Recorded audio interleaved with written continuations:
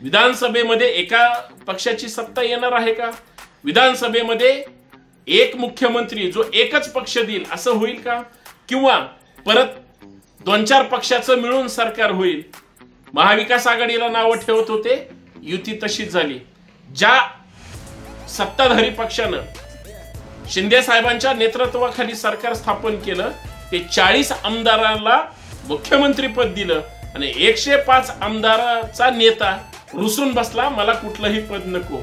खिशातून खर्च करून कार्यकर्त्यांचे काम करून राजकारण करायचं असतं हे राजेश शेट्टींना माहितीये, बच्चू भाऊंना माहितीये, कदाचित संभाजी राजेंना आता तसा तो अनुभव येत. महाविकास आघाडीची त्या फटाके फुटणार का, युतीचा बार उडणार का, तिसऱ्या आघाडीची जी उद्बत्ती पेटलेली आहे ती झलक दाखवणार.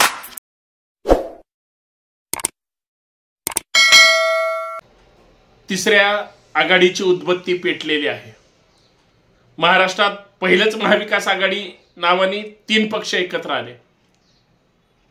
त्यांनी त्यांचं काम दाखवलं.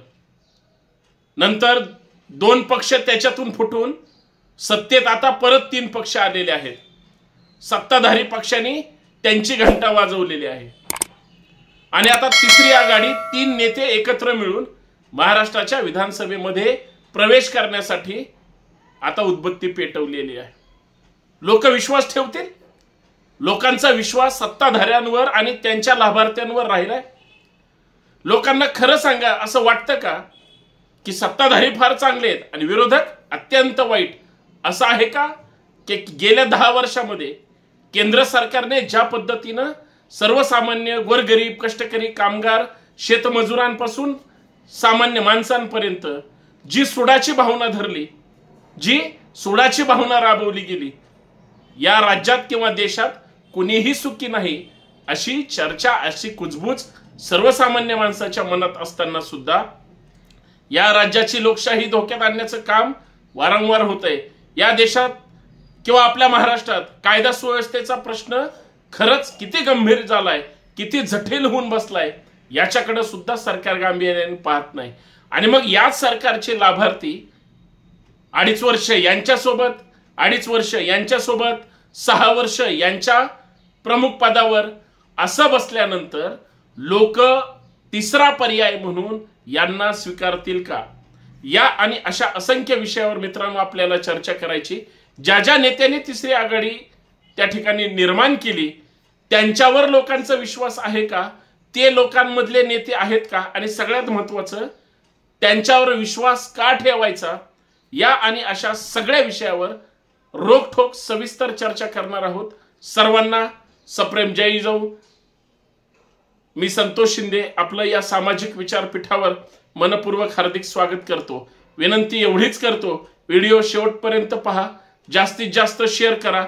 सगळ्यात महत्त्वाचं, आपलं यूट्यूब चॅनल, आपलं हे फेसबुक पेज जास्तीत जास्त सबस्क्राईब करा, फॉलो करा आणि इतरांपर्यंत पाठवा.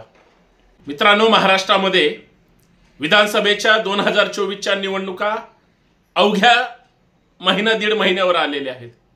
प्रत्येकाला विधानसभेच्या सभागृहामध्ये आपली स्वतःची पॉवर त्या ठिकाणी सिद्ध करण्यासाठी आणि आपल्या मतदारसंघाचं, महाराष्ट्राचं नेतृत्व करण्याची इच्छा बऱ्याच जणांना त्या ठिकाणी होत आहे.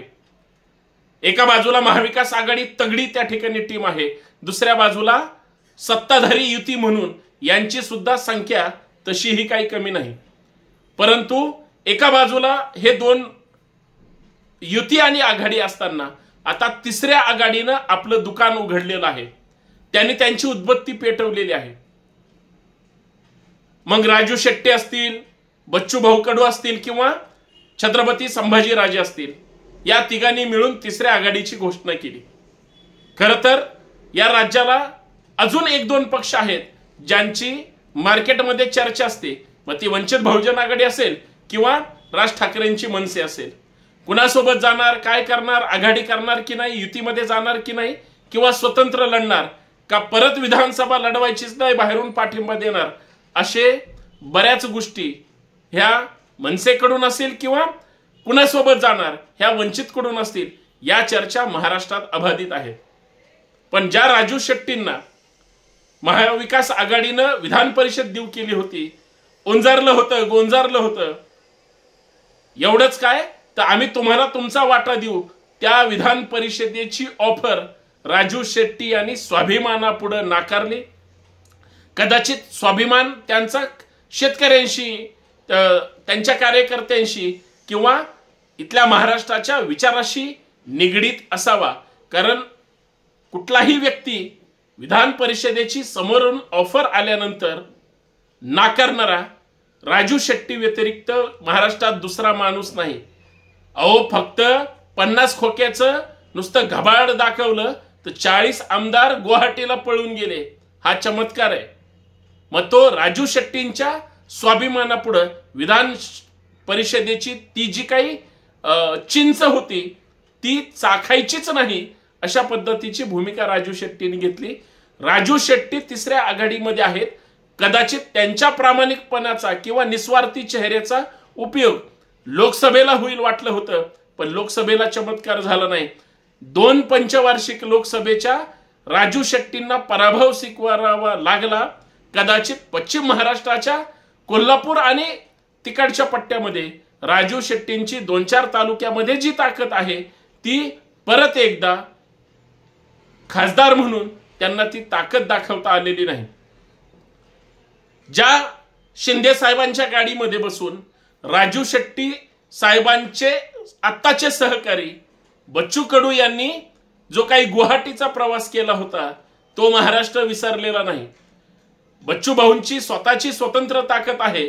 त्यांनी खासदारकीमध्ये स्वतःचा खासदार निवडून आणला नाही, मात्र समोरचा विद्यमान खासदार आणि त्यांची गुरमी, त्यांची मस्ती, त्यांची मक्तेदारी बच्चू कडूंनी लोकांच्या विश्वासावर ज्या पद्धतीनं गुरमी त्या ठिकाणी जिरवलेली आहे ती नाकारता येणार नाही. त्याचा फायदा कुणाला झाला? त्याचा फायदा काँग्रेसला झाला, काँग्रेसच्या उमेदवाराला झाला. काँग्रेसचे सन्माननीय तिथं खासदार त्या ठिकाणी निवडून आले. जो चेहरा कुणाला माहित नव्हता, परंतु बच्चू भाऊंचा राणा परिवाराशी असलेला अत्यंत कडवट विरोध हा उभ्या महाराष्ट्राने पाहिलाय. बच्चू कडू हे खरं तर माझ्यासाठी आंदोलन कशी करावेत, संघर्ष करणारा आणि मग माझा आयडॉल असणारा नेता. पण त्यांनी जे 40 आमदारांमध्ये जी काही बंडखोरी केली आणि 50 खोक्याचा पाऊस पाहिला, तो मात्र त्या दिवसापासून बच्चू कडू हा नेता म्हणून किंवा त्यांनी घेतलेली भूमिका ही महाराष्ट्राला आवडलेली नाही. आता ते बच्चू भाऊ सुद्धा तिसऱ्या आघाडीमध्ये आलेत. स्वाभिमानाबरोबर स्वतःची निष्ठा, प्रामाणिकपणा आता एकत्र आणण्याचं काम या तिसऱ्या आघाडीच्या निमित्तानं या 2 नेत्यांनी केलेलं आहे. बच्चू कडू एका बाजूला सत्तेमध्ये असताना, सत्तेसोबत असताना विधान परिषद असेल, राज्यसभा असेल, या सगळ्या निवडणुकांमध्ये शिंदे साहेब असतील, त्यांच्यावर असणारी बच्चू कडूंची निष्ठा असेल किंवा भाजप सोबत त्यांचे असलेले पक्षीय घरोब्याचे संबंध महाराष्ट्रासमोर लपलेले नाहीत. मग ते बच्चू कडू आता तिसऱ्या आघाडीच्या निमित्तानं कुणाला डोकेदुखी होतील? त्यांच्या युतीच्या सरकारमधल्या नेत्यांची डोकेदुखी होईल का महाविकास आघाडीला झटका देतील हे सुद्धा पाहणं गरजेचं आहे. परंतु बच्चू भाऊंनी सुद्धा सुगंधित उदबत्ती आता पेटवलेली आहे. या तिसऱ्या आघाडीचे तिसरे शिलेदार जे सामाजिक चेहरा म्हणून महाराष्ट्रामध्ये संभाजी ब्रिगेडच्या माध्यमातून असेल, पुरुषोत्तम खेडेकर साहेबांच्या माध्यमातून असेल, महाराष्ट्रातील तमाम शिवप्रेमींच्या प्रामाणिक इच्छेच्या निमित्तानं असेल, ज्या चेहऱ्याला महाराष्ट्रभर फिरवलं ते म्हणजे सध्याचे या तिसरी आघाडीतले प्रमुख घटक म्हणजे छत्रपती संभाजीराजे. महाराजांनी स्वतःची स्वराज्य संघटना काढली, त्याला पक्ष म्हणून नाव दिलं. राजकारणामध्ये समाजकारणाचा चेहरा असणारा व्यक्ती ज्यावेळेस राजकारणाशी जुळून घेतो त्यावेळेस त्यांची लॉटरी सुद्धा खासदारकीला लागलेली आहे. मागच्या ज्या लोकांनी पहिल्या दिवसापासून हजारो कार्यकर्ते त्यांच्यासोबत प्रामाणिकपणे लढले म्हणून कदाचित त्यांना ती राज्यसभेची त्या ठिकाणी लॉटरी लागली. भाजपने त्यांना ती संधी दिली. भाजपच्या बऱ्याच कार्यक्रमाला किंवा त्यांच्या भाजपच्या नेत्यांच्या तोंडातून संभाजीराजेंचं त्या काळी कौतुक सुद्धा झालेलं आहे, महाराष्ट्राला माहितीच आहे. परंतु संभाजीराजेंनी स्वराज्य संघटनेची स्थापना केल्यानंतर त्याला पक्षाचा त्या ठिकाणी दर्जा किंवा नाव दिल्यानंतर आता तिसरा घटक म्हणून संभाजीराजेंच्या प्रामाणिक चेहऱ्याचा सुद्धा तिसऱ्या आघाडीला वापर करून घेता येईल असं कदाचित वाटत असेल. परंतु राजकारण तसं राहिलंय का? आता खिशातून खर्च करून कार्यकर्त्यांचे काम करून राजकारण करायचं असतं हे राजेश शेट्टींना माहितीये, बच्चू भाऊंना माहितीये, कदाचित संभाजीराजेंना आता तसा तो अनुभव येत असावा. पण या तिसऱ्या आघाडीचा दोन प्रमुख युती आणि आघाडी ज्याच्यामध्ये सुद्धा 3-3 पक्ष आहेत, म्हणजे एकूण 9 प्रमुख संघटना पक्ष नेते एकत्र असताना विधानसभेमध्ये एका पक्षाची सत्ता येणार आहे का? विधानसभेमध्ये एक मुख्यमंत्री जो एकच पक्ष देईल असं होईल का? किंवा परत 2-4 पक्षाचं मिळून सरकार होईल? महाविकास आघाडीला नावं ठेवत होते, युती तशीच झाली. ज्या सत्ताधारी पक्षानं शिंदे साहेबांच्या नेतृत्वाखाली सरकार स्थापन केलं ते 40 आमदारांना मुख्यमंत्रीपद दिलं आणि 105 आमदाराचा नेता रुसून बसला, मला कुठलंही पद नको. वरिष्ठांनी सांगितलं की नाही, तुम्हाला आता निवडणुकांमध्ये किंवा महाराष्ट्राचा चेहरा म्हणून काम करावं लागेल. जो व्यक्ती 2014ला 1 नंबरचा नेता होता त्याच व्यक्तीला दुसऱ्या पंचवार्षिकला 2 नंबरचा नेता केलं गेलं. याच्यातून डिमोशन झालं का प्रमोशन झालं उभा महाराष्ट्र माहितीये. तिसरा नेता स्वतःच्या काकाला त्या ठिकाणी धोका देऊन फसवून आमदार घेऊन गेला आणि त्याच युतीमध्ये सहभागी झाला. आज त्यांच्याच लाडक्या भावाचं सरकार आहे. कदाचित योजना गुळगुळीत जरी असल्या तरी बहिणींचं समाधान 1500 रुपयात करून खोट्या जाहिरातीतून सरकार किती सहानुभूती मिळवल हा संशोधनाचा विषय. दुसऱ्या बाजूला विरोधी पक्ष म्हणून महाविकास आघाडीच्या निमित्तानं जी विरोधी पक्षाची झलक चुणूक किंवा ताकद दाखवायला पाहिजे ते सभागृहामध्ये किंवा सभागृहाच्या बाहेर महाविकास आघाडी म्हणून विरोधी पक्ष म्हणून दाखवण्यात असमर्थ ठरलाय. किंवा काहीतरी लाभाचं पद, आरक्षणाच्या अडचणी, वेगळ्या वेगळ्या भूमिका जशा सत्ताधाऱ्यांना आलेल्या आहेत तशाच विरोधकांना सुद्धा येत असाव्यात. आणि हे सगळं राजकीय गणित परत एकदा या उद्याच्या येणाऱ्या पंचवार्षिक मध्ये विधानसभेच्या 2024च्या निवडणुकांमध्ये आता महाविकास आघाडीची त्या ठिकाणी गणित जुळणार, त्यांच्या फटाके फुटणार का युतीचा बार उडणार का तिसऱ्या आघाडीची जी उद्बत्ती पेटलेली आहे ती झलक दाखवणार. शेवटी कुणीही कुणाच्याही सोबत किंवा विरोधात लढलं जागा वाटपावरून तुतुमयमय होणार आहे.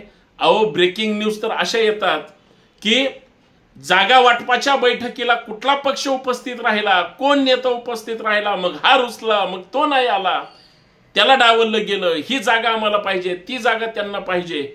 या सगळ्या गोंधातून त्यांची त्यांच्यात भांडणं लावण्याचा जो काही राष्ट्रीय कार्यक्रम ठरवून प्लांट केला जातो त्याच्यापासून तिसरी आघाडी आणि इतर घटक पक्ष तर फार लांब आहेत. परंतु या सगळ्या ह्याच्यामध्ये मतदार म्हणून मित्रांनो, तुमची माझी आपल्या सर्वांची एक भारताचा नागरिक म्हणून, राज्याचा रहिवासी म्हणून इतकी मोठी जबाबदारी आहे. उमेदवारांची यादी समोर दिसेल, कोण कुठल्या पक्षात होता, कोण कुठल्या पक्षात आहे आणि आता कुठली उमेदवारी घेतली, ही सगळा गोंधळ उडणार आहे. इतके इच्छुकांच्या बॅनरचे आणि जाहिरातींची रेलचेल सध्या सुरू आहे.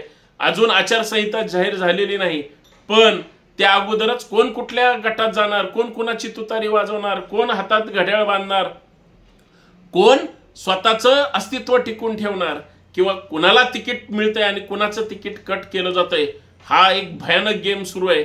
दुसऱ्या बाजूला पक्ष मात्र कुणाकडे किती पैसे आहेत, तो पैसे वाटू शकतो का, त्याच्यात निवडून येण्याची क्षमता आहे का, त्याच्याकडे पक्षीय कार्यकर्ते आहेत का, त्याचं तोंड चांगलं आहे का, का तो फक्त फुटकळ तोंडाचा आणि वाचाळवीर आहे, या सगळ्यांची गणितं केली जातात. फुटकळ बोलायला, घाणेरडी भाषा वापरायला त्यांनी काही वाचाळवीर सुपारी फंटर प्रत्येक पक्षांनी पाळून ठेवलेत. सत्ताधारी त्याच्यामध्ये 1 नंबरला आहेत. महाराष्ट्राचं सामाजिक, राजकीय, आर्थिक वातावरण गढूळ आणि गहन करून टाकण्यासाठी हे कार्यतत्पर आहेत. मतदार म्हणून तुमची माझी जबाबदारी, फक्त विचार करून मतदान करायचं, पैसे घेऊन मतदान करायचं नाही आणि चांगला माणूस निवडून द्यायचा जो तुमच्या समाजाच्या माता भगिनींचा, ज्येष्ठ नागरिकांचा, मतदार म्हणून तुमचा आदर सन्मान करेल, तुम्हाला काहीतरी चांगले सोन्याचे दिवस दाखवेल. अन्यथा बेचिराग ही लोकशाही करून टाकून संविधान बदलण्याची भाषा करणारे किंवा फक्त खड्ड्यातच या महाराष्ट्राला घालणारे लोकप्रतिनिधी आपल्याला निवडून द्यायचेत का, लोक निवडून देणार का, हा संशोधनाचा प्रश्न आहे. खोट्या जाहिरातींना आणि क्षणिक सुखाला भूलू नका. दिखावे पे मत जाओ, अपनी लगाओ, अपनी अकल लगाओ, क्योंकि भाड़े के बुलडोजर पे बैठे किराए के टट्टू, दम है तो बड आगे, अशी सध्याच्या राजकारणाची परिस्थिती झाली. त्यापासून सावधान. धन्यवाद. जय जिजाऊ, जय शिवराय. विनंती एवढीच आहे की आपलं हे यूट्यूब चॅनल किंवा फेसबुक पेज असेल, इंस्टाग्राम असेल, जास्तीत जास्त फॉलो करा, सबस्क्राईब करा, जास्तीत जास्त व्हिडिओ आवडला तर शेअर करा आणि जोडून राहा. धन्यवाद.